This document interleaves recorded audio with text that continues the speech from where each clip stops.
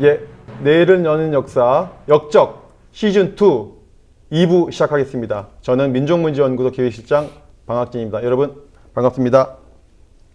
저희가 이제 역적 1부는 우리 박한용 교육홍보실장이 MC노와 함께 하시는 프로그램인데, 그 프로그램 아무래도 이제 우리 학교 수업 때 교과서에서 배우지 못하는 그런 이야기들을 이제 교과서적으로 또 이론적으로 또 교육을 시키는 그런 방송이라면, 저희 2부는 우리 김광진 전 의원과 제가 하는 2부는 이 역사적인 사건의 인물, 현장에 있던 어떤 사건과 그 인물들을 직접 현장에 모셔서 어떻게 보면 언론에도 나오지 않는 그런 분들을 좀 저희 모셔서 듣는 그런 순서인데요.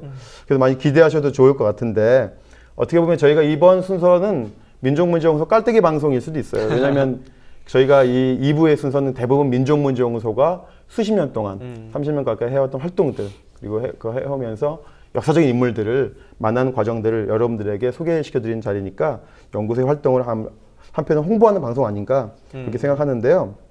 어떻습니까? 민족문제연구소가 그동안의 친일파 청산 운동의 중심이었는데, 그 앞으로의 과제랄까 뭐 이런 건 좀 있지 않겠습니까? 연구소가 좀 새로운 터전에서 이제 일을 하게 될 텐데.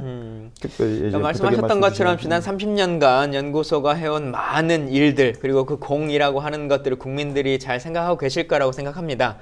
다만 이제 조금은 바꿔줘야 될 것이 있다라고 생각해 보자면, 정치도 사실 마찬가지인데요. 예전엔 정치를 정치인들이 하는 것이라고 많이들 생각했고, 그 사람들에게 투표할 때 투표장 잘 참여해서 그냥 뽑아놓으면 알아서 하는 거다 이렇게 생각을 했었는데, 지난 촛불혁명을 통해서 많은 국민들이 정치라고 하는 것이 꼭 그렇게 끝나는 것이 아니구나, 우리가 직접 항상 참여하고 우리의 목소리라고 하는 것들을 서로 소통하고 교감하는 것 중요하다라고 하는 생각들을 하시는 것 같아요.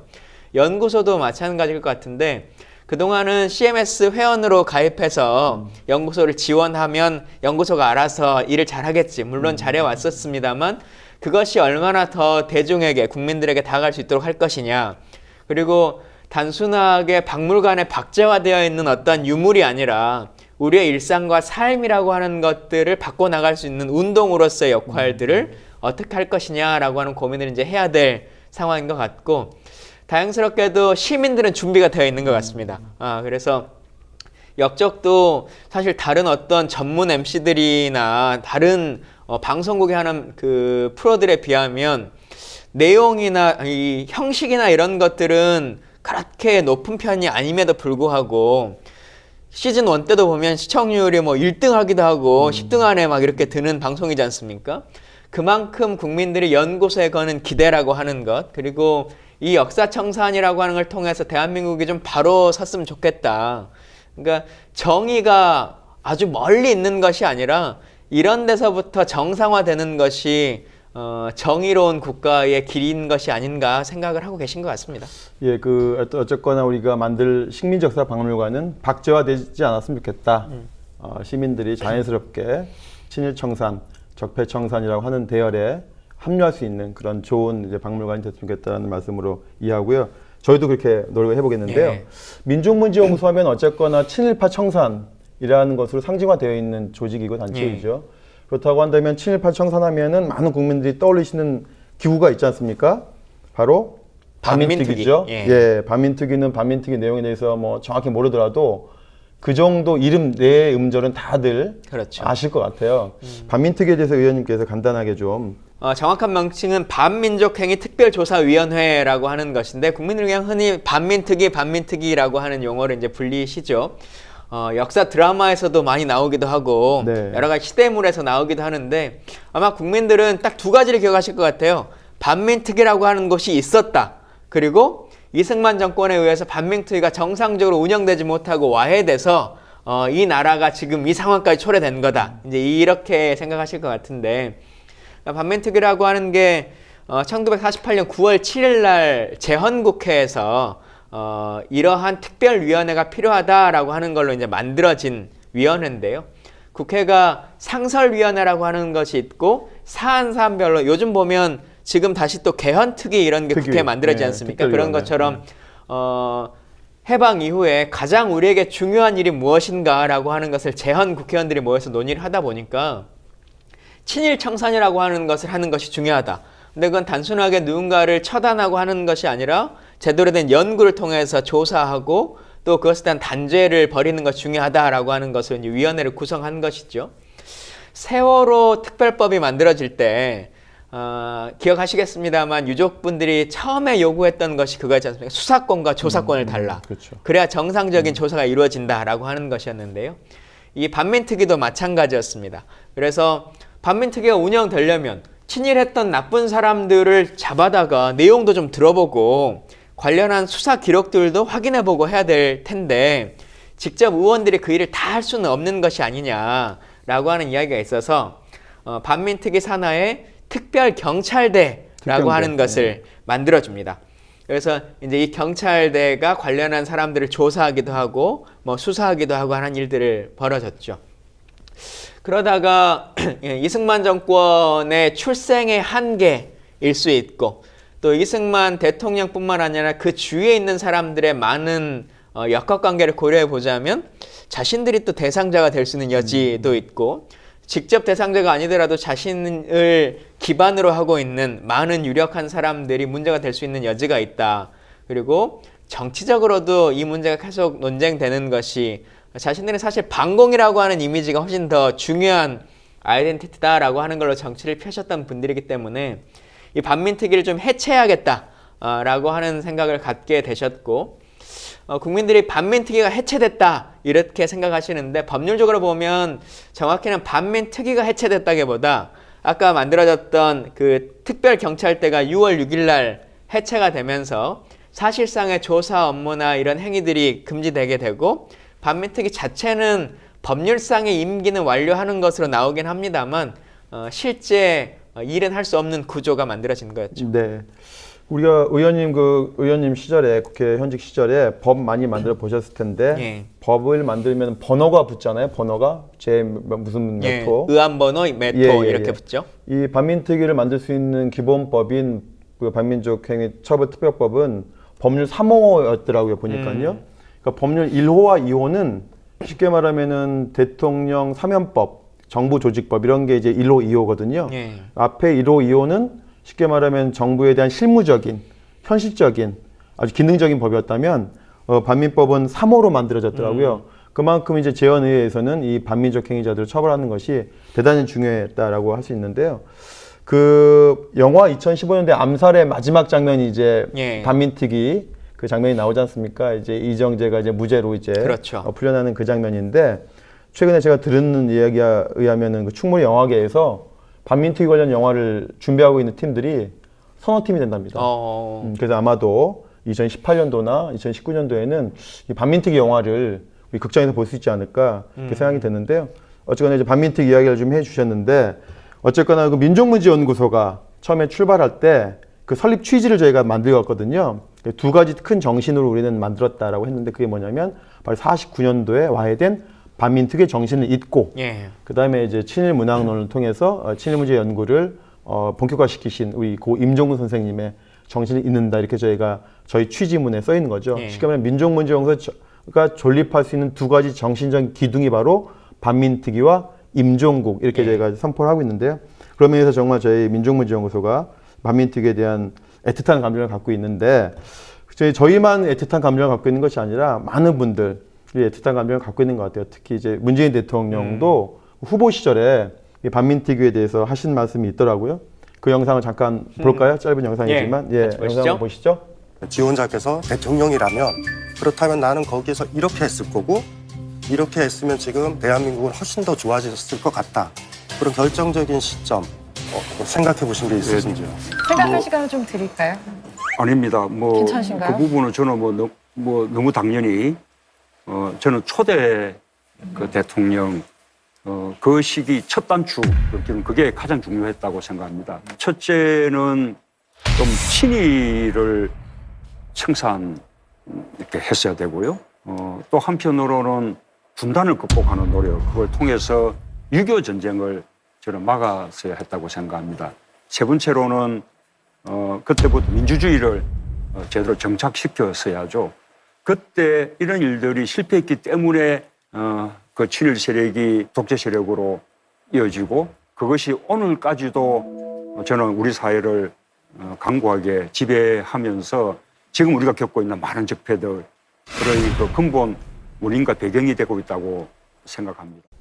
네, 영상 보셨는데요. 저도 만약에 타임머신이 있다고 한다면 그 똑같은 대답을 문재인 후보와 같은 대답을 했을 것 같은데요. 의원님도 같은 생각이시겠죠, 물론. 근데 타임머신을 탈 수 있으면 일제 강점기가 되지 않도록 하는 게 더 중요한 일 아닙니까? 예, 한참 또 멀리 가야겠군요. 예. 예. 그렇다면 이제 현재 어쨌거나 그렇게 못했으니까 대한민국이 그렇지만 이제 정치권이나 그동안에 이 반민특위 정신이 있기 위해서 노력이 좀 몇 차례 있었지 않습니까? 예. 예, 어떤 노력이 있었을까요?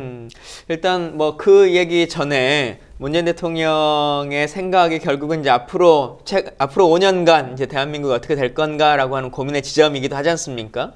그리고 저희가 1회에서도 문재인 대통령의 여러 가지 이야기, 특히나 이제 효창원과 관련한 독립투사들을 어떻게 생각하고 있고 어떻게 예우할 것인가라고 하는 모습들이 이제 보여져 왔었는데 아마 이 국민 면접에서 하셨던 그 마음이 실제 본인의 진심이셨을 것 같아요. 그래서 우리가 생각하는 꿈들이 그렇게 멀지 않은 미래에 현실이 될 수 있을 것 같다라고 하는 좀 생각이 들기도 합니다. 질문 주신 것처럼 그동안에도 많은 분들이 노력을 해왔었고 또 특히나 이제 민주정부 지난 10년 기간 그 중에서도 참여정부 시절에는 많은 과거사위원회들이 만들어졌지 않습니까? 그렇죠. 예. 그 위원회들이 각각의 전문 분야에 맞춰서 일들을 해왔었는데 그 중에 하나가 이제 친일 반민족행위 진상규명위원회라고 하는 것이지요.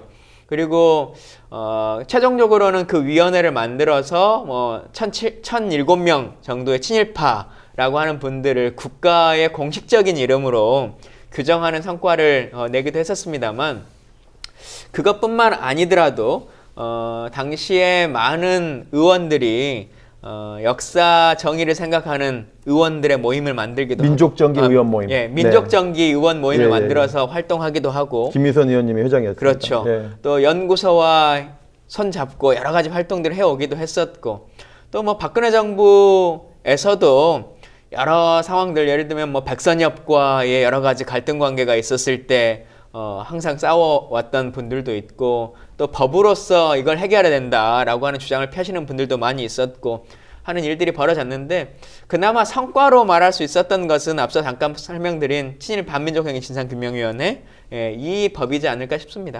어쨌거나 이제 재헌의회 때는 그 노력은 했으나 결국은 결과적으로 무산된 것이고 그래서 이제 그 참여정부 노무현 대통령 정부가 들어선 다음에 이 위원회를 만들어서 부족하지만 1,007명의 명단을 발표하면서 국가가 공적으로 이제 공식적으로 친일 반민족 행위자를 인정한 거죠. 예. 그 과정에서 저도 이제 옆에서 지켜봤는데 왜냐하면 그 법을 저희가 제정하자고 하는 이제 운동들을 여의도 밖에서 제가 맹렬히 했기 때문에 그 에피소드가 있는데요. 그때 이제 민족정기 의원 모임에 그 김유선 의원, 예. 그다음에 송영길 의원 이런 분들이 좀 가장 큰 역할을 하셨고요. 그때 이제 법안 심사 소위를 거쳐야지 예. 법이 이제 완성이 되는 것인데 그 법안 심사 소위 위원장 김용균 의원 당시에 경상도 사천 어디 쪽 의원이셨던 것 같은데 그분이 이제 소위 위원장인데 회의를 소집을 안 하는 거예요. 회의를 소집하더라도 뛰쳐나가고 뭐 이런 것이 이제 방송 카메라에 잡혀가지고 국민적인 공분을 일으켰는데 나중에 또 저도 언론을 통해서 알게 됐는데 그 김용균 의원의 그 부친이 일제시대 면장을 하셨다고 하더라고요. 그래서 면장은 명단에 안 들어갈 텐데 뭐가 이렇게 구린지 어쨌든 그 당시 한나라당 모든 의원이 반대해가지고 어렵게 진행됐는데 뭐 저희들 생각은 추측하건대는 그 규정을 되게 좁혀놨거든요. 친일파의 범주를 되게 좁혀놨거든요. 아마도 박정희를 빼려고 하지 않았을까라고 하는 그런 이제 의구심을 강하게 지금도 갖고 있는데 박정희를 빼려다 보니까 박정희와 동급인 다른 분야의 친일 인사들도 빠지게 되면서 저희 민족문제연구소는 임명사전에 4,389명을 넣었는데 수록했는데 정부위원회는 연구소보다 훨씬 많은 예산을 들이고 훨씬 많은 인력을 투입했음에도 불구하고 한 1,007명이라고 1,007명 예. 정도밖에 안 되는 약간 좀 실망스러운 이게 또 어떻게 보면 또 그 시대의 또 한계라고 할 수 있는데 그나마 또 조금 평가하자면 재헌의회 때는 그것도 못했으니까 예, 그나마 좀 평가해야 되지 않을까. 근데 여전히 이제 숙제라고 좀 보여집니다. 그 부분이요. 한 발 한 네. 발 나가는 것이 중요하다라는 네. 생각이 들고 처음에 했다고 했는데 다 만족스럽지 않다고 해서 네. 할 필요가 없는 것이냐 네. 그러지 않은 거지 않습니까? 아, 그렇습니까? 그래서 또 예. 추가적으로 이 정부에서도 관련한 위원회를 만들고 최근에 보니까 경찰 과거사위원회에서도 경찰의 수사 중에서 잘못했던 일들 이런 거 뭐 장자연 사건이라든가 이런 것들 25건을 재조사한다 네, 그러더라고요. 재조사한다는 보도가 있었죠. 예, 예. 마찬가지로 예전에 2004년도 했던 일들이 우리가 좀 미진했다. 예를 들면 너무 중앙을 중심으로 했으니까 지역별로 또 따로 하겠다라고 아유. 하는 것들 충분히 할 수 있는 일이어서 정확합니다. 예. 바로 잡을 것들은 네. 언제가 됐든지 간에 바로 잡는 게 정의롭다라고 생각합니다. 그러니까 1,007명으로 끝나는 것이 아니라 계속 버전업, 업그레이드를 할 수 있다. 네. 우리 시민들이 어떻게 활동하느냐에 따라서 그렇게 좀 저희가 볼 수 조금 있겠어요. 여담인데요. 네. 이게 이제 참여정부 때 이 위원회가 만들어져서 네. 최종 보고서는 이명박 이명박 대통령 정권에 시절에 나왔죠. 만들어졌거든요. 2009년. 예, 예. 근데 그 보수 정치인 분들이 이 위원회나 이런 데 관심이 잘 없지 않습니까? 네, 네. 그래서 저희랑 논쟁을 할 때 주로 저희가 하는 얘기가 이명박 대통령 시절에 발간된 자료집에 보면 이렇다라고 오히려 역으로. 이명박 대통령 직속 기관으로 있었던 이렇게 항상 네. 전제를 붙이거든요. 네. 그러면 그분들이 그러니까 처음에 참여정부 때 만들어졌는지 뭐 이런 것으로 반박하지 않고 그냥 보수 정권 때 만들어졌나 보다 이렇게 넘어가 주시는 경우들이 많아서 그분들 좀 공부 좀 했으면 좋겠다 이런 생각 본의 아니게 MB가 역사적인 어떤 성과를 역할을 냈네요. 하셨네요. 예, 예. 역사적인 성과를 본의 아니게 냈네요. 부지불 시간에. 그럼 오늘 이제 지금 귀한 분은 모셔야 될 텐데 반민특위 이야기들을 이렇게 저희들 통해서 간접적으로 예. 또는 인터넷이나 이렇게 영상, 영화로서 이렇게 단편적으로 들으셨다면 이제는 그 현장에 계셨던 분을 모셔야 될 것 같아요. 바로 반민특위 위원장을 하셨던 우리 김상덕 선생님의 아드님이신 우리 김정윤 선생님을 이 자리에 모셨는데요. 오늘 날씨도 대단히 추운 날씨이고 예. 고령이시거든요. 그렇지만 우리 시청자분들을 위해서 기꺼이 먼 걸음 해주셨는데 그럼 잠시 우리 김정윤 선생님 모시고 말씀을 이어가겠습니다. 예. 예, 선생님 오시죠. 네, 선생님 안녕하십니까? 예, 안녕하세요. 추운 날씨 이렇게 먼 걸음 해주셔가지고 대단히 네. 감사합니다. 예. 네, 네. 근데 뭐 그 말씀하셨던 목소리라든가 네네. 이런 것들은 또 청취자분들이 다 감안하시면서 들어주실 네네. 것 같고 네. 그래도 이 민족문연구소의 역적이 아니면 들을 수 없는 이야기니까 아마 네네. 많은 분들이 귀를 쫑긋하고 듣고 있을 네네. 것 같습니다. 예. 예. 저희가 오늘 반민특위에 네. 대한 이야기들 쭉 하고 있는데요. 예, 예. 아마 이 반민특위에 대해서 그래도 가장 잘 아실 것 같고 여러 방면으로 많이 얘기를 들으셨을 것 같은데 네네. 특히나 아버님이셨던 김상덕 위원장 네네. 좀 어떤 분이셨습니까? 좀 가정에 들어오면은 상당히 온화하시고, 예. 그 당시 아버지하고 친분을 나눴던 분들 얘기 들어보면은 후덕하다고 표현을 하세요. 집에 들어오면 그러는데 일단 공무에 들어가면은 서리발 같아요. 그래서 엄격하셨죠. 공사가 뚜렷하신 예. 또 잘 모르실 수 있으니까 해방 전에는 독립운동을 계속 하셨던 거죠, 네네. 임시정부에서. 네네. 예. 어떤 일을 주로 임시정부에서 맡아서 하셨을까요? 아버지가 독립운동 동경 유학 시절에 28 독립을 주도하던 11분 중에 한 분으로 동경 유학생 들어갔다가 시절이었죠. 예. 다음 해 형기 만료해서 출록하자마자 상해 임성부로 예. 그때부터 독립운동이 시작됩니다. 근데 그 당시 임성부의 세가 좀 약했어요. 그러니까 일본과 강력한 그 독립운동 투쟁을 하기 위해서는 만주를 건너가야 되겠다 해서 만주로 넘어가서 주로 만주에서 많이 활동을 하십니다. 거기서 큰 딸을 낳고요. 그리고 정의부에서 처음에 제만 농민 동맹의 총서기로 계시다가 예. 정의부에서 영입을 합니다. 거기 집행위원으로 계시다가 나중에 만주로 건너갑니다. 예. 남경으로 건너갑니다. 뭐. 선생님 남경에서 태어나셨잖아요. 예, 예. 35년도에 남경에서. 남경 호가원에서. 예, 호가원에서 제가 이제 답사 작년에 다녀왔거든요. 예, 예. 지금 재개발하는데, 재개발하는데, 다시 또 이렇게 예, 좀 예. 다듬고 있더라고요. 그래서 재정비를 예. 하고 있더라고요.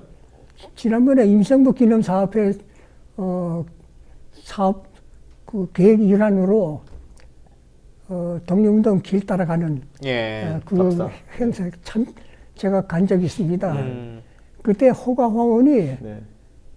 거의 다 무너져 있어요. 예, 그 재개발 세월이 부닥게 때문에. 해가지고 건물들이 전부 낡고 그걸 보고 참 무상 인생 무상을 무상하다. 느끼고 음. 좀 허망했습니다. 근데 지금 보니까 완전히 없애는 건 아니고 재개발하고 있고 예, 예. 제가 갔을 때는 최근에 갔는데 좀 다시 이렇게 좀 정비를 하고 있더라고요. 음. 그래서 그런 안내판들을 좀 세워놓으면 좋을 것 같아요. 저희가 독립운동가들이 많이 호가호원에서 예. 지냈지 않습니까?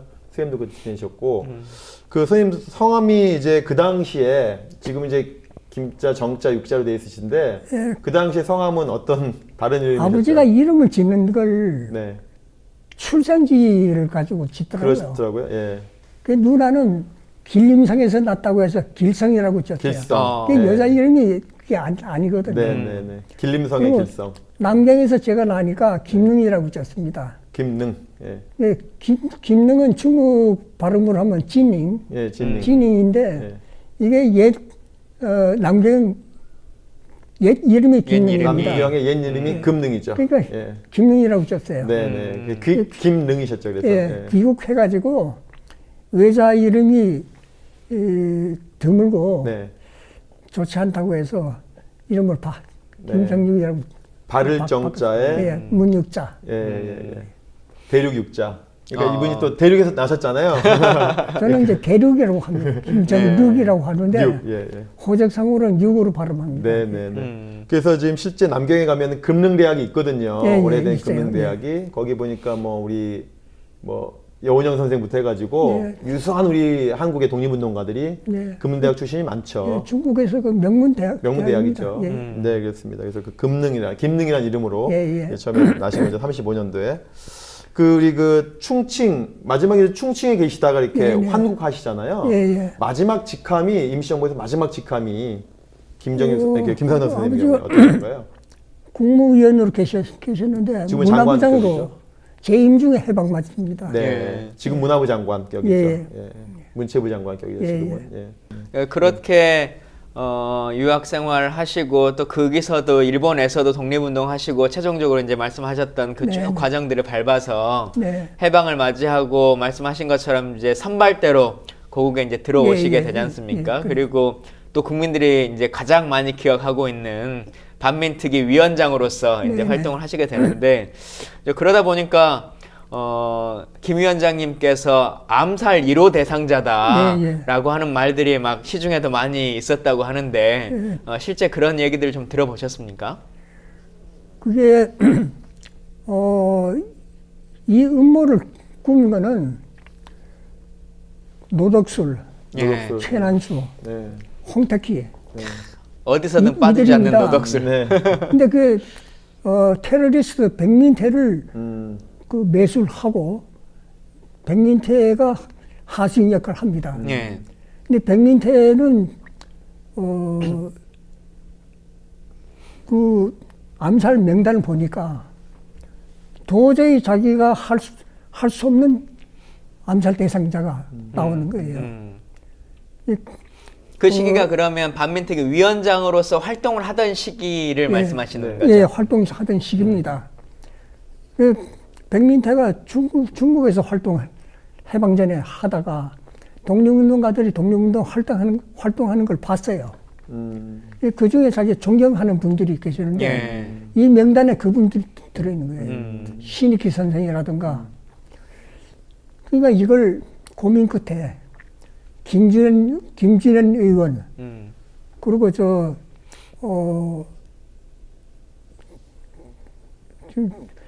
또 한 분 있어요. 예. 두 분 조헌영 의원 두 분한테 이 사실 고백하고. 예.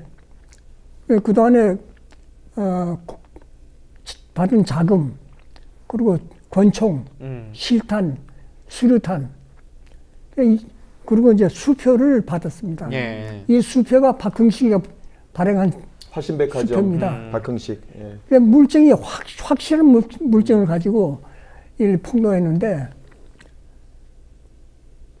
이 구렁이 닿는 놈도 그냥 넘어가 버렸거든요. 그 당시에 다 근데 그랬죠. 거기에 3부 중에 행정부만 빼고 대통령만 빼고 국회, 예. 국회의장, 대법원장 이 대상에 들어가 있는데도 그냥 흐지부지 조사가 안 된 거죠. 예.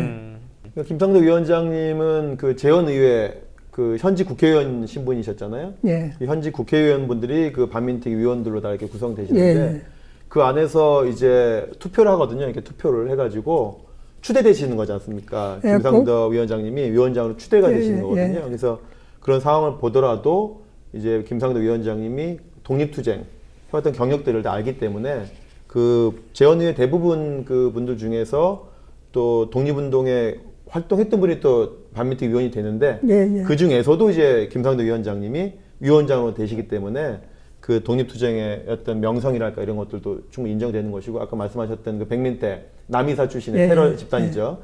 예, 백민태도 그걸 알고 예. 참아내가 저분을 어떻게 암살할 수 있는가 라는 건 자백했다는 그런 말씀이시잖아요. 예. 그럼에도 불구하고 이제 계속 이제 그 암살이나 회유 공작이 또 있었지 않습니까? 또 이승만 대통령이 또 직접 이제 회유도 한번 하려고 몇 번 시도했었죠. 반민특위가 이제 활동이 시작하니까 그 처음에 이제 반민법이 처벌법이 국회에서 통과돼 가지고 행정부로 이제 이첩이 됐는데 예. 네, 네. 이걸 공포를 안 하거든요 대통령이. 미적거리면서 이걸 무력화시키려고 하는 거예요. 마침 그때 그 양곡 수매법이 예, 양곡 국회에 수매법. 그 개입돼 계류가 있었어요. 계류 예. 중. 예. 정부에서 그렇게 나오니까 국회에서 이 법안을 받아주지 않으면 폐기시키는 쪽으로 분위기가 돌았어요. 그 당시만 해도 지금같이 많은 양곡을 그 쌓는 그런 시대가 아니고 예. 이게 때에 맞춰서 하지 않으면 민생고에 바로 직결됩니다. 네. 예. 그러다 보니까 할 수 없이 9월 22일 날 1948년 9월 22일 날 이걸 대통령이 공포하고 다음 날 서울운동장에서 관제 대규모 네. 반공대회를 열거든요. 네. 말이 반공대회지 반민특위를 부시자는 해산하라. 대회였습니다. 네. 이거 동원하기 위해서 배급표를 회수하겠다, 빨갱이로 몬다. 뭐 가진 이제 협박을 하면서 동원을 합니다. 요즘 그 태극기 집회 네. 뭐 이런 모습하고 그때하고 사실 다를 게 거의 없네요. 예. 네. 이제 9월 20일 날 이제 어쨌거나 법률적으로는 이제 탄생을 한 것이고 그 다음에 10월이 들어서면서 이제 위원장님이 되신 거잖아요. 예. 위원장님 되면서 이제 그 다음에는 이제 위원회가 가동을 이제 하지 않습니까? 이제 위원회가 이제 활동을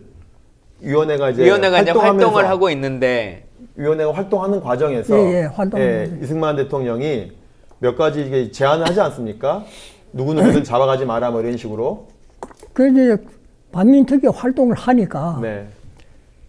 제일 먼저 이제 이 박흥식을 박사가- 잡았고 박민특위가 이 박사가 성명서를 냅니다. 예. 무고한 사람 잡아다가 두들겨 패고 구타하고 했다는 겁니다. 그 반민특위에서 그 반박 성명을 냅니다. 근데 그 당시 국민들 여론은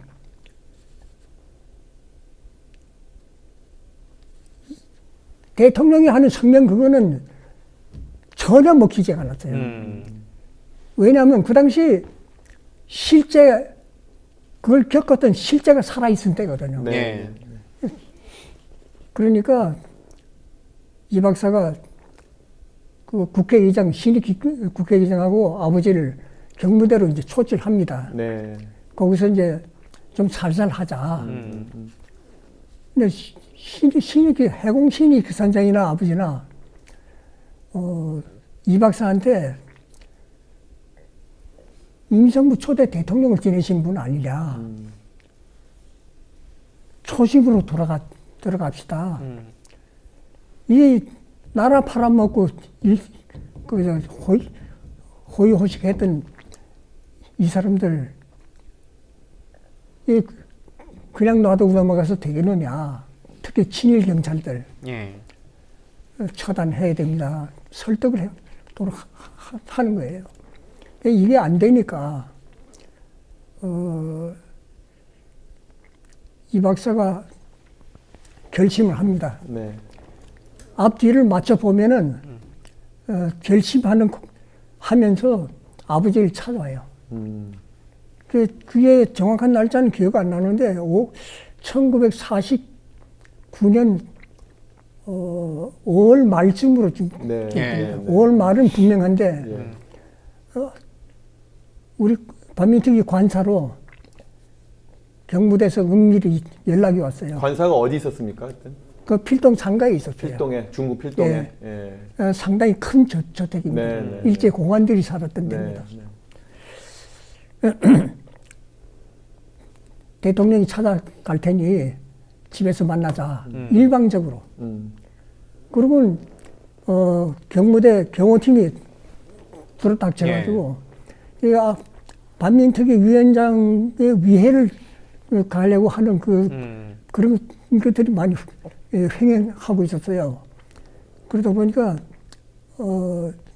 아버지 경호팀이 있었습니다. 경위가 팀장이고 경사 한 사람, 순경 둘, 예. 무장하고 있었습니다. 네. 경호팀은 전부 저 바깥으로 외곽으로 쫓아내고 그리고 아버지가 급히 가족들을 부르더니 별도 부를 때까지 자기 방에서 꼼짝하지 말고 있어라. 그래서 우리 이제 방구석에 방에 들어박혀서 꼼짝 못하고 있었죠. 그리고 이 박사가 조용히 이제 나타났습니다. 예. 그거 보셨나요? 예, 그리고 대통령 이제 들어오는 모습을 그 당시에. 저 현관에 들어오면은 바로 응접실로 들어가게 돼 있어요. 응접실에서 아버지하고 밀담이 이루어지는데 제가 그 방 안에 들어앉아 있었으니까 그건 모릅니다. 근데 나중에 비서를 통해서 들은 바로 감투 하나를 준비해 가지고 왔어요. 이거 좀 그냥 넘어가 버리자. 예. 한 자리 줄 테니까. 뭐 장관 자리 같은 거 하나 줄 테니 뭐 이 위원장 그리고 이거 하고 나서 들어라. 아버지가 이 박사가 너무 가볍게 생각했어요. 그걸 받으신 분이 아니죠. 독립운동가들은 기백이 서리빨 같아요. 사실 이제 반민특위가 와해되고 하는 과정들은 네. 저희가 어떤 역사 교과서나 이런 걸 통해서 조금 접하기는 했긴 했습니다만 이 위원장님에 대해서는 사실 참 역사적 인물인데 잘 못 들어본 것 같아요. 이 성함에 대해서도 그렇고. 그래서 저도 이번 이제 방송을 준비하면서 이렇게 막 검색을 해보니까 네. 어찌 보면 반민특위 위원장이면 우리나라에서는 가장 첫 번째 가는 독립유공자의 손에 꼽히실 것 같은데 1990년도에 이 훈장을 받으셨더라고요. 네, 네, 건국 훈장을 네. 받으셨더라고요. 어떻게 보면 해방 바로 되자마자 받으셨는 게 정상적일 것 같은데 라고 해서 보니까 한국전쟁 때 6.25 때 나쁘게 되셨다고 네네. 이렇게 기록에 나오던데 네네. 그러면 이후에 위원장님은 어떻게 되셨는지 하는 궁금증과 또 그렇게 나쁘게 돼버린 상태에서 이 남한에 남아있는 나머지 가족분들은 어떻게 사셨는지 이게 좀 궁금하거든요. 아버지가 납북되면서 하루아침에 기둥뿌리가 허물어진 거죠. 예. 우리 집으로 왔을 때. 그때 제가 중학교 3학년입니다. 지금같이 많은 아르바이트 일자리가 있는 것도 아니고 있는 데도 아니고 거의 유랑 생활, 음, 굶주림, 그러면 최종적으로 국가유공자 가족의 예우를 받은 건 90년대 이후신 건가요? 1990년에 아버지가 예. 서훈을 받는데 예. 국가에서 서훈을 준 게 아닙니다. 제가 그 탄원서 많이 냈습니다. 두 번째 신청서를 내셨겠죠. 예. 그래서 노태우 대통령 때 그때 전두환 대통령의 노태우 대통령은 군부에 강탈한 거거든요. 예. 그래서 다른 독립운동가 후손분들하고 달리 김정일 선생님 이제 두 가지 굴레가 있으셨는데, 하나는 이제 당연히 독립운동가 후손이기 때문에 그 이승만 정권 밑에서 크게 대우를 못 받으셨고, 두 번째는 나쁘게 되셨잖아요. 나쁘게 되셨기 때문에 그게 또 이제 그 색깔론에 의해서 또 이제 색깔론 때문에 지금도 고통을 받고 있습니다. 이중 고통을 당하신 거죠. 다른 후손들보다는 더. 예. 그래서 제가 김정일 선생님 처음 뵀을 때 어떤 모습이셨냐면, 그때 이제 신문 배달하시는 그때 모습이 제가 선생님의 그때 90년대 뵀을 때. 예. 근데 어떻게 보면 그거는 일용직보다는 좀 더 나은 그 직업이었네, 그나마 그때가. 예. 요즘은 그 험한 세상을 살아오셨습니다. 예, 저희가 짧게 김정육 쌤 얘기를 들어봤는데, 그 최근 우리 현대사의 거의 모든 단면들을 다 몸으로 느끼면서 살고 계셨던 것 같아요. 이 방송을 보고 있는 이제 연구소 회원분들이나 아니면 젊은 학생들에게 이 말은 꼭 좀 하고 싶다 하시는 말씀 있으실까요? 제가 특히 우리 젊은 예. 학생들한테 꼭 하고 싶은 말이 있습니다. 예. 그리고 가장 우려스러운 부분인데요. 지금 나라 팔아 먹고 친일했던 이 사람들이 뿌린 씨앗이 지금 잘못 퍼져가지고 역사 왜곡에 하고 있습니다. 예. 제가 여기에 관한 근거를 많이 가지고 있습니다. 우리 젊은 학생들이 절대로 거기에 현혹되지 말고 역사를 직시하고 바른 역사를 배웠으면 좋겠습니다. 네. 선생님 오늘 추우신데 나와주셔서 대단히 감사합니다. 감사합니다. 감사드리고요. 저희 이제 오늘 방송은 여기서 마무리하겠고요. 다음 주는 저희가 임청각 이야기를 하겠습니다. 안동에 있는 임청각, 독립운동의 상징이라고 할 수 있죠. 그 임청각 이야기도 많이 기대해 주시고요. 그다음에 구독하기라든지 댓글을 통해서 우리 내일은 역사, 역적 시즌2 많이 기대해 주십시오. 고맙습니다. 예, 감사합니다.